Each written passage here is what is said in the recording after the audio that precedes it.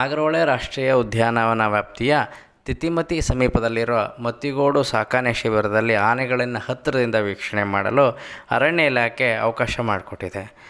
ಇತ್ತೀಚೆಗೆ 1 ಕೋಟಿ ರು ವೆಚ್ಚದಲ್ಲಿ ನಡೆಸ್ತಿರ್ತಕ್ಕಂಥ ಕಾಮಗಾರಿ ಬಹುತೇಕ ಪೂರ್ಣಗೊಂಡಿದ್ದು, ಪ್ರವಾಸಿಗರನ್ನ ಮಾತ್ರ ಇನ್ನೂ ಬಿಟ್ಟಿಲ್ಲ. ಒಂದು 15ರಿಂದ 20 ದಿನ ಆಗ್ಬೋದು ಅಥವಾ ಒಂದು ತಿಂಗಳೊಳಗಡೆ ಇದು ಜನರನ್ನು ಒಳಗಡೆ ಬಿಡ್ತಾರೆ.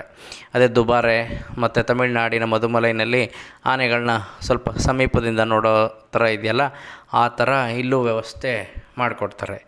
ಈ ಸಾಕಣೆ ಶಿಬಿರದಲ್ಲಿ ಅಭಿಮನ್ಯು, ಭೀಮ, ಮಹೇಂದ್ರ, ಶ್ರೀಕಂಠ, ಅಶೋಕ, ರಾಮಯ್ಯ, ಕೃಷ್ಣ, ಶ್ರೀರಂಗ, ಖ್ಯಾತ, ಮಾಸ್ತಿ, ಏಕಲವ್ಯ, ರವಿ, ಸೋಮಶೇಖರ, ಚಾಮುಂಡೇಶ್ವರಿ ಮುಂತಾದ ಆನೆಗಳಿವೆ.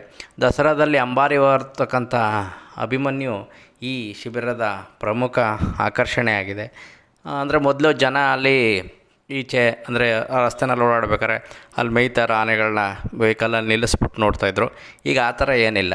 ಟಿಕೆಟ್ ತೊಗೊಂಡು ಒಳಗಡೆ ಆನೆಗಳನ್ನು ಹತ್ತಿರದಿಂದ ನೋಡ್ಬೋದು. ದಿನಕ್ಕೆ 2 ಬಾರಿ ಆನೆಗಳನ್ನು ದರ್ಶನ ಮಾಡ್ಬೋದು ಅಂತಂದ್ಬಿಟ್ಟು ಹೇಳ್ತಾ ಇದ್ದಾರೆ. ನೋಡೋಣ ಮುಂದೆ ಏನೇನು ಡೆವಲಪ್ಮೆಂಟ್ಸ್ ಆಗುತ್ತೆ ಅಂತ. ಆದರೆ ಸದ್ಯಕ್ಕೆ ಬಿಟ್ಟಿಲ್ಲ. ಇನ್ನೊಂದು ತಿಂಗಳೊಳಗಡೆ ಅಂತೂ ಬಿಡೋ ಸಾಧ್ಯತೆಗಳು ಇವೆ.